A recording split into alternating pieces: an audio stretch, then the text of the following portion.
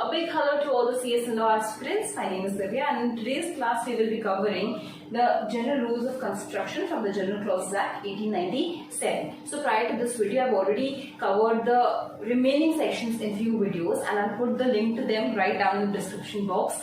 And in this video, we will be covering all the remaining sections. So let's start without any delay. Let's begin with the first section, that is section 7. Section 7 का title कहता है Revival of Repealed Enactments. नाम से बहुत simple है. Let's see what is written inside. So, in any central act or regulation made after the commencement of this act, यानी इस act के बनने के बाद अगर कोई central act या regulation बनता है, it shall be necessary. क्या necessary होगा? For the purpose of reviving either wholly or partially any enactment, wholly or partially repealed expressly to state the purpose. बहुत सिंपल है. सिंपली क्या कहता है कि देखो ये एक्ट बनने के बाद अगर कोई एक्ट है या रेगुलेशन है जिसको हमने रिपील कर दिया था, रिपील यानी कि पूरी तरीके से हटा दिया था, यानी कि देखो कैसा होता है एक एक्ट जो बनता है पार्लियामेंट में, द एक्ट इज फंक्शनिंग, जिंदा है वो एक्ट, हमने रिपील कर दिया यानी कि इसको खत्म कर दिया. Now the act is no more existing, zero उसका वैल्यू होता है, ठीक है, it is not existing at all. तो बेसिकली अगर ऐसा कोई एक्ट है या रेगुलेशन है जिसको हमने पूरी तरीके से रिपील कर दिया था या पार्शियली रिपील किया था और अब हमको उसको रिवाइव करना है, यानी कि हम उसको फिर से जिंदा करना चाहते हैं, फिर से उसको लेकर आना चाहते हैं, इफेक्टिव बनाना चाहते हैं, तो उसके लिए क्या देना पड़ेगा हमको, उसका पर्पस स्टेट करना पड़ेगा कि हम उसको क्यों रिवाइव कर रहे हैं. पार्शियली अगर रिपील किया होगा तो पार्शियली रिवाइव करेंगे, होली रिपील किया होगा तो होली रिवाइव करेंगे. देयर इज आल्सो पॉसिबिलिटी कि अगर हो सकता है आपने पहले होली रिपील कर दिया था, देयर इज आल्सो पॉसिबिलिटी कि पहले आपने होली रिपील कर दिया था, फिर आपको लगा नहीं यार ये तो आधे एक्ट की बहुत जरूरत है, चलो वो आता तो ठीक है, half part was not necessary, but ये जो सेकंड हाफ है ना इसकी बहुत जरूरत है, तो इसको आप रिवाइव करना चाहते हैं तो इसको कहेंगे पार्शियली रिवाइविंग द एक्ट. तो क्या करना है हमको, सिंपली इसके लिए पर्पस देना है कि क्या रीजन से, क्या पर्पस है आप उसको रिवाइव कर रहे हो. That's all what section 7 says. Let's move on to the next section. Section 10 talks about the computation of time. So now this has to be one of the simplest sections you must have ever come across. Let's read it first what it says, since ये भी section self explanatory I would say. उसके बाद हम देखेंगे कि section में क्या लिखा है. Let's start.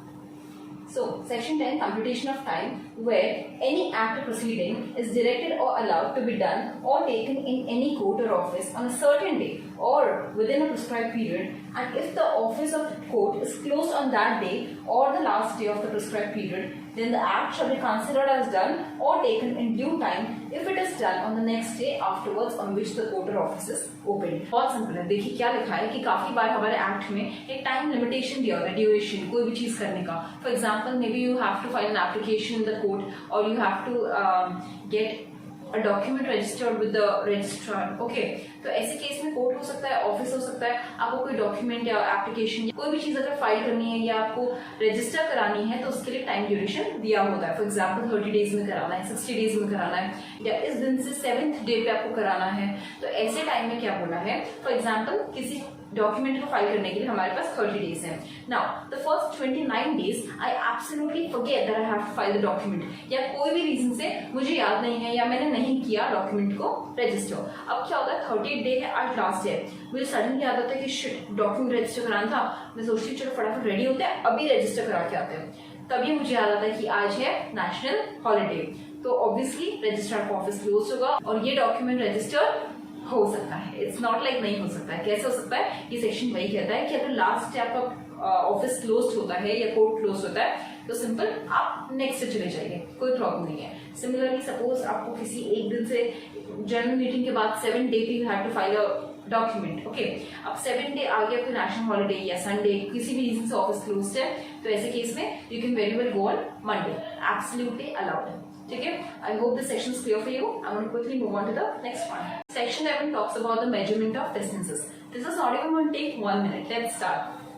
In any act or regulation, of course, I've not taken the exact language from the Bare Act. मैंने उसको shorten किया है, simplify किया है. So, in any central act or regulation, the distance shall, unless a different intention appears, be measured in a straight line or a horizontal plane. So, basically क्या बोला है देखिए, अगर हमको ये पॉइंट से ये पॉइंट तक का डिस्टेंस मेजर करना है किसी भी एक्ट में अगर करना है तो कैसा है, डिस्टेंस ऐसे भी मेजर हो सकता है, ऐसे भी हो सकता है और इस तरीके भी से भी मेजर हो सकता है. सपोज यहाँ पे बहुत सारे माउंटेन्स है, बीच में, तो हम इसको कंसिडर नहीं करेंगे, ना ये रास्ता लेंगे ना ये पाथ लेंगे हम। तो हम कैसे देखेंगे, हम इस सारे माउंटेन्स को, बाकी सारे रोड्स को इग्नोर करेंगे एंड एक हॉरिजॉन्टल यानी कि फ्लैट सरफेस पे straight distance लेंगे, straight without any turns, without any curves. So this is all about section 11. Let's move on to the next one. Okay, section 12. Section 12 talks about duty to be taken pro rata in enactments. बहुत simple section है, एक बार पढ़ते हैं, फिर I'll explain to you what this says. Okay,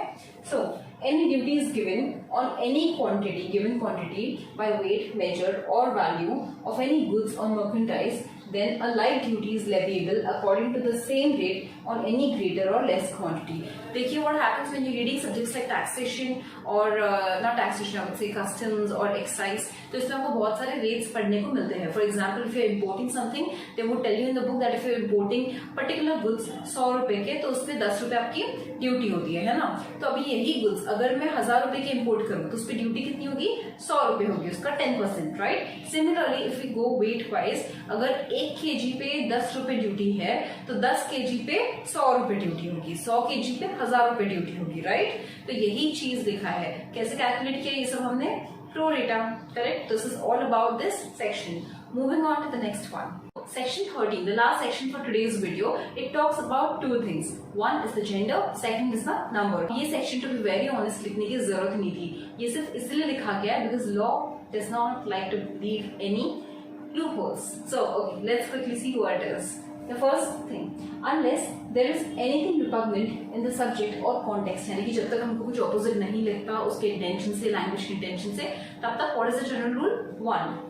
Words importing the masculine gender shall be taken to include females. यानी कि जहाँ जहाँ देखो काफी बार ऐसा होता है कि he, him, his इस तरीके से लैंग्वेज में लिखा होता है. तो क्या इसका मतलब ये है कि फीमेल्स इंक्लूडेड नहीं है? फीमेल्स भी इंक्लूडेड है. तो जहाँ ही होगा वहाँ हर भी होगा, जहाँ हिज होगा वहाँ हर भी होगा, जहाँ ही होगा वहाँ शी भी माना जाएगा, right. So rule number 2, words in the singular shall include plural and vice versa.